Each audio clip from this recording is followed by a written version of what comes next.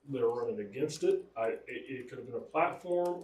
I don't know, but the fact that we said that we weren't going to do anything until after the new board was seated, and again, I'm not arguing the fact that we need to have this discussion again and look at it.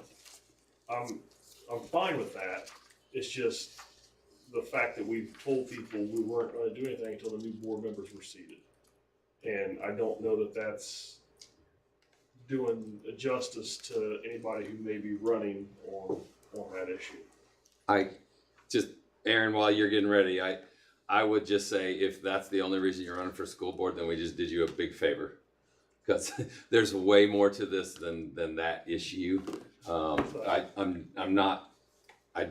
understand that it is an issue and people are running but yeah, if that's the only reason that you wanted to go be on the school board, man, you're going to really be miserable for 4 years if you get on it, whether it goes that way or the other way. Yeah. Your platform. Either way it goes. Yeah. Aaron. Member Stevens? If this should pass and we go back to the past practice of our insurance coverage, I just hope and pray that it is the beginning of a reunification of feelings between our community, our teachers, our staff, our employees, our families, and everyone, because I really do believe that we as a board, although we've had this discussion for several months amongst ourselves, now's the time, tonight is the time to take the action to move forward, to get back lock and step with everyone. And if the public doesn't know it, we've had this discussion individually and collectively, informally over the last couple of months, and something that I think a lot of us would have preferred to have happened about a month or so ago. But there have been a lot of other things that have been going on. But if tonight is the night, then let tonight be the night that we reunite and move forward individually and collectively as a board and as a corporation. Did I hear you right though, John? You're gonna have Mr. Cross look at We language have a change resolution and like we had the resolution. first time. Okay, for And next it may be board meeting. it may take 2 readings. I'll have to confer with Mr. Cross, but Okay. we'll have the first reading at the next board meeting. Have to teach Aaron how to hold his laptop. And we can have further discussion then if people have, but I've not spoken personally with you, Brad, recently about it, but I think you knew it was coming. But if anyone has any concerns other than what we've kind of penciled in, please let me know, so I can have Mr. Cross address them. Anything else? So we don't need to make any sort of motion, we're just at this point deciding that we want to have Ron do We'll bring all of the proposals the next preliminary. Okay, We're not deciding anything. John just said he is gotcha, putting something together as a matter of fact. got it, thank you. All right, any other discussion? Moving on to preview of upcoming meeting and events, Dr. Wright. President Weber, trustees, our next school board meeting will be 2 weeks from today, Wednesday, the 26th of October. On that day, we indeed will continue to exercise our civic responsibility and share the amazing things that continue to happen here at Richmond Community Schools. With that, we will see everyone then on the 26th. All right. Can I say one more thing before we adjourn? Of course.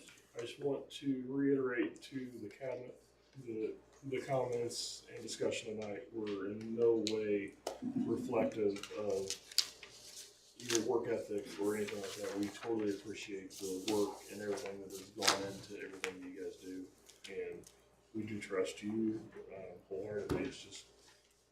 It's never about trust. Your due diligence as a school board member. Yes, your responsibility. I just want you to walk out of here after kind of a rough night to know that you guys are appreciated, and we appreciate the efforts that you guys put into it. We sincerely appreciate you all support through and through. As I mentioned, as I continue to evolve and grow in this role, I'll continue to improve and get better, lead our cabinet, and I'm very fortunate to be amongst an amazing team of central office building level and teacher leaders. and of those leaders before me that established and set particular precedents, but we will definitely get better and indeed to continue to appreciate you all's wholehearted support. Mr. Stevens, did you have I saw your hand, sir. He's trying to fix his monitor. Now I figured out how to tilt it. Is it me again? Yeah. Yes. I just have a Robert's Rules of Order point of clarification. Going back to the insurance issue, was there a vote, was there a motion and a second? No. Okay. Just wanted to be clear. Thank you. Thanks, sir. Adjournment and bell ringer. President Weber, trustees, I am going to yet again ask that Mrs. Bridget Hazelbaker, our communication coordinator, rejoin us this evening for bell ringer. As she's making her way, I will share that Richmond Community Schools successfully received and was approved for the STEM grant.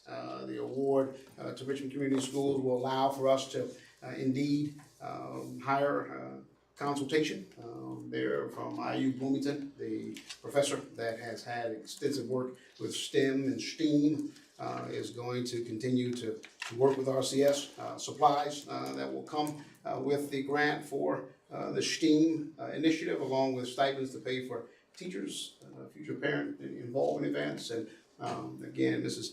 Sonsini and the committee, others, Mrs. Cassie Loudermilk, and teachers have really worked hard to see this through, and we are again taking all the necessary steps in due time to address the many needs that our corporation has, and we'll continue to work hard to do it. But that was a huge grant, and so Yes. Mrs. Hazelbaker. I just wanted to again thank everybody that came to the Title I event that we had last Tuesday. We had over 500 students and parents that attended that event, multiple community partners, and it was fantastic.